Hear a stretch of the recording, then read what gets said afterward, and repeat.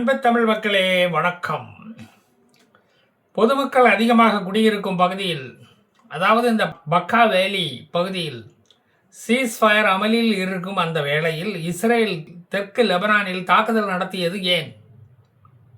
Hezbollah commander Ahmed காலேஜ் பாலிவுட் ஜன நெருக்கம் மிகுந்த அந்த பகுதியில் ஒளிந்திருக்கும் விஷயம் ஐடிஎஃப் இராணுவ உளவு பிரிவுக்கு தெரிந்துவிட்ட பிறகு அவனை பஸ்பமாக்கு என்ற உத்தரவு நேதன்யாகுவிடமிருந்து புறப்பட்டது.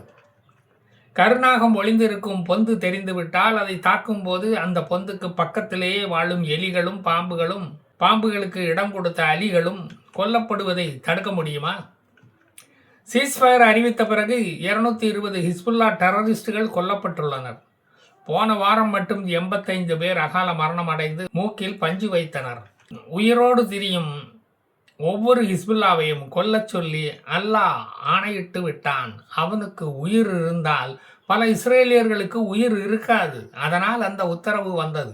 கருநாகத்தை பார்த்த பிறகு அது இருக்கும் இடம் தெரிந்துவிட்டால் அங்கு buffer zone, yellow line, red line, ceasefire இந்த எதுவும் வேலை செய்யாது. ஹிஸ்புல்லாவின் தலைவன் கோமினி இறந்தாலும் ஹிஸ்புல்லா தொடர்ந்து செயல்பட்டு கொண்டுதான் இருக்கிறது. எனவே வெறிநாய்க்கடி ஊசியை தொடர்ந்து போடும்படி சொல்லிவிட்டார் நேதன்யாகு. இஸ்ரேலுக்கு ஆபத்தாக இருக்கிறவன் யாராக இருந்தாலும் அவனை போட்டு தள்ளுவோம்.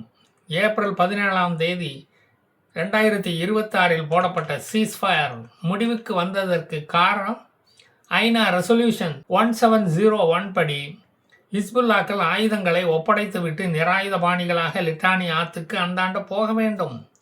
அதை லெபனான் அரசாங்கம் முன்னின்று நிறைவேற்ற வேண்டும். இது ரெண்டுமே நடக்கவில்லை. லெபனான் அரசாங்கத்தால் அது முடியவில்லை. எனவே வழக்கம் போல சினிமா நோட்டீஸை பறக்க விட்டுவிட்டு தனது விமான தாக்குதலை தொடங்கியது இஸ்ரேல். அகமது காலேப் பாலிவுட் அவுட் ஆனான். ரிட்வான் எலைட் ஆர்மிக்கு தட்டுல சோறு போட்டு வளர்த்து கொண்டு இருந்தவன் இவன்தான். எந்த இன்டர்மீடியட் த்ரெட் வந்தாலும் பிரிசிஷன் ஸ்ட்ரைக் மூலம் அதை நாங்கள் முறியடிப்போம் என்று கூறியது இஸ்ரேல். லெபனான் நாட்டின் 10 கிலோமீட்டர் பகுதியை பிடித்து வைத்துக்கொண்டு அதை மக்கள் வாழ தகுதியில்லாத இடமாக மாற்றி பஃபர் சோன் என்று அறிவித்தது இஸ்ரேல். அங்கிருந்த கிராம மக்களின் மிசைல் செய்யும் குடிசை தொழிலை ஒழித்து கட்டியது இஸ்ரேல். 2024 இருந்து அமைதியாக இருந்த அமைதி மார்க்கத்தினர் மார்ச் 2026 இருந்து அமைதியாக இல்லை. எனவே அவர்களை அமைதிப்படுத்த தனது அமைதிப்படுத்தும் தொழிலை, அமைதி படையை அனுப்பி அந்த தொழிலை ஆரம்பித்து விட்டது இஸ்ரேல். ஹிஸ்புல்லாக்களின் இன்ஃப்ராஸ்ட்ரக்சர்களை அடித்து உடைத்ததும் மக்கள் வாழும் அபார்ட்மெண்ட்ஸ்களை இஸ்ரேல் அழித்து கொண்டிருக்கிறது என்று அந்த விடுதலை சிறுத்தைகள் ஆர்மி கதறியது. அந்த சிறுத்தைகள் ஆர்மியை 2 என்ற எண்ணிக்கைக்கு கொண்டு வரும் வரை எங்களது தாக்குதல்கள் தொடரும் என்று சொல்லிவிட்டது இஸ்ரேல்.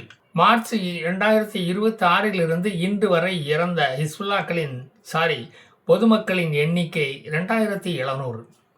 இதுவரை 1.2 மில்லியன் மக்கள் நாட்டை விட்டு வெளியேறிவிட்டார்கள். இந்த வந்தேரிகள் கூட்டம் வெளியேறிவிட்டது. இந்த வந்தேரிகள் இஸ்ரேலுடன் மோதிக்கொண்டிருப்பதால் அவர்களை வெளியேற்ற வேண்டிய கட்டாயம் ஏற்பட்டுவிட்டது. இப்போது ஐடிஎஃப் இராணுவம் தொடர்ந்து அங்கு கூர்கா வேலை பார்ப்பதால் தங்கள் வீடுகளுக்கு திரும்ப முடியவில்லை என்று லெபனீஸ் மக்கள் குற்றம் சாட்டுகிறார்கள். லெபனானின் பொம்மை முதல்வராலும் ஒன்றும் செய்ய முடியவில்லை. வீடியோ ஷூட்டிங் மட்டும்தான் அவரால் நடத்த முடிகிறது. துப்பாக்கிச் சூடு நடத்தவே முடியவில்லை. பொம்மைக்கு மேக்கப் போடவே 2 மணி நேரம் ஆகுதே. சிரியா நாடு வழியாக கடத்தல் தொழிலை செய்து கொண்டிருந்த அந்த ரூட்டுகள் வழியாகத்தான் இப்போது போதை மருந்துகளுடன் ஆயுத கடத்தலும் நடைபெறுகிறது.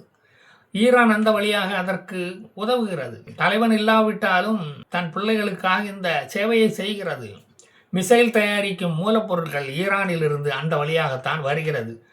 அதனால் இஸ்ரேல் தாக்குதல் பக்கா பள்ளத்தாக்கில் மேலும் பள்ளங்களை ஏற்படுத்திவிட்டது. இந்த போர் நிற்க வேண்டுமானால் லெபனானும் இஸ்ரேலும் ஒரே நாடாக இணைந்தால் தான் முடியும் போல தெரிகிறது. எங்க நாட்டை எடுத்துக்கப்பா என்று அவன் பல முறை போருக்கு வந்து இஸ்ரேலிடம் கெஞ்சி கேட்டு பார்த்து விட்டான்.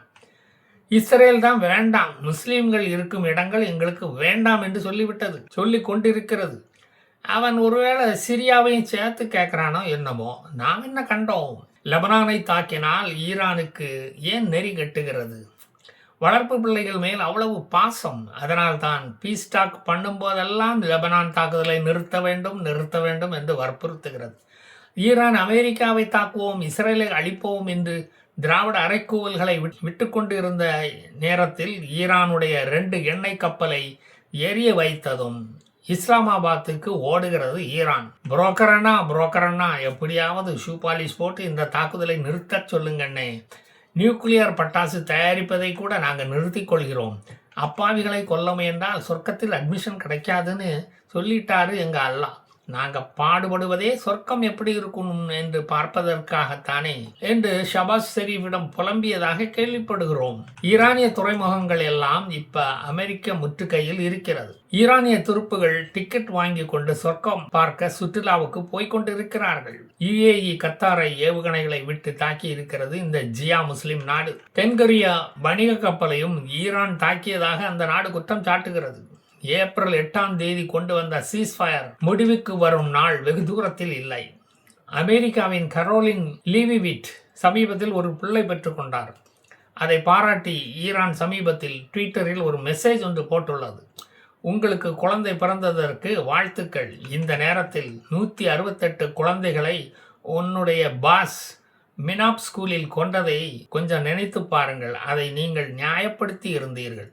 உங்கள் குழந்தையை முத்தமிடும் போது அந்த குழந்தைகளையும் நினைத்து பாருங்கள் என்று ஆர்மீனியாவில் உள்ள ஈரானிய தூதர் மூலம் ட்விட்டரில் கருத்தை வெளியிட்டிருக்கிறார்கள். நாங்கள் பெண்களைத்தான் தூக்கிலிடுவோம், கல்லால் அடித்து கொல்லுவோம், கழுத்தளவு மண்ணில் புதைத்து வைத்து குதிரைகளை ஓட விடுவோம், குர்பானி ஆடு மாதிரி கழுத்தை வெட்டி கொல்வோம். ஆனால் குழந்தைகளை தொட்டுக்கூட பார்க்க மாட்டோம். ஏனென்றால் குழந்தையும் தெய்வமும் ஒன்று என்று எங்க அல்லாஹ் சொல்லி இருக்கான். ஈரானிய எண்ணெய் வியாபாரிகள் ஹார்முஸ் முனையை தாண்டி போக முடியவில்லை. கடந்து செல்ல பணம் கேட்கிறது அமெரிக்கா. ஹார்முஸ் நீரிணை முழுவதும் அரேபிய நாடுகளுக்கு தான் சொந்தம். அவர்கள் ஃப்ரீயாக அவ்வழியாக கப்பலை கொண்டு செல்லலாம் என்று சொல்லுகிறீர்கள். அந்த அரபு நாடுகளின் மேல் ட்ரோன் ஏவுகணைகளை ஏன் விடுகிறீர்கள், ஏன் தாக்கிக் கொண்டிருக்கிறீர்கள் என்று கேட்டால் அதற்கு பதில் இல்லை அவர்களிடம். மத்திய கிழக்கில் உருவாகும் பாகிஸ்தான் நாடு என்ற பெயரை எடுக்க விரும்புகிறீர்களா? மகாபாரத போரில் கௌரவர்கள் படை ஒரு பக்கமும் அர்ஜுனன் படை ஒரு பக்கமும் நேருக்கு நேராக நின்ற படைக்களம்தான் எனது நினைவுக்கு வருகிறது. கடைசியில் தர்மமே வெல்லும் என்ற முடிவு வரும் என்று நாமும் எதிர்பார்ப்போம். எனது எதிரி ஸ்டாலின் தான் என்று சொன்ன விதியின் முன் நிற்கக்கூட தகுதியில்லாதவனாக ஸ்டாலினை ஆக்கிவிட்டதை போல் கோமனியின் குடும்ப கட்சியும் அழிக்கப்படும். அதுவரை இந்த போர் தொடர்ந்து நடந்து கொண்டுதான் இருக்கும். கனிம வளங்களை சுரண்டிவிட்டு பிழைக்கும் ஸ்டாலின் அரசாங்கத்துக்கும் குரூட் ஆயிலை உறிஞ்சி எடுத்துவிட்டு பிழைக்கும் அராஜகங்களை செய்யும் இந்த கோமனி அரசாங்கத்துக்கும் 6 வித்தியாசங்கள் கூட இல்லை. கோமனி தொப்பியை வைத்து வழுக்கையை மறைத்தார் என்றால் இவர் டோப்பாவை வைத்து வழுக்கையை மறைக்கிறார். வீட்டில் இருக்கும் போது அது இனி தேவைப்படாது. ஃபிட்னஸ் சைக்கிளை ஓட்டிக்கொண்டே பதவியேற்பு நிகழ்ச்சியை டிவியில் பார்த்து ரசிக்கலாமே இப்போது. ஆனால் அந்த வசதி கூட இல்லாமல் கோமனியின் மகன் படுத்த படுக்கையாக இருக்கிறார். படுத்துக்கொண்டே ஜெயிப்பேன் என்றும் சொல்லுகிறார். பிளாஸ்டிக் சர்ஜரி முடிந்து முகத்தில் உள்ள காயங்கள் குணமடைந்ததும் டிவியில் தோன்றி தான் பேசப்போவதாக சொல்லுகிறார். இதுவரையில் இஸ்ரேலின் கருணையால் அவர் பிழைத்து வாழட்டும், வெல்லட்டும், ஈரான் தொடரட்டும், முஜ் டோப்பா. நான் மீண்டும் வருவேன். ஜெய் ஹிந்த்.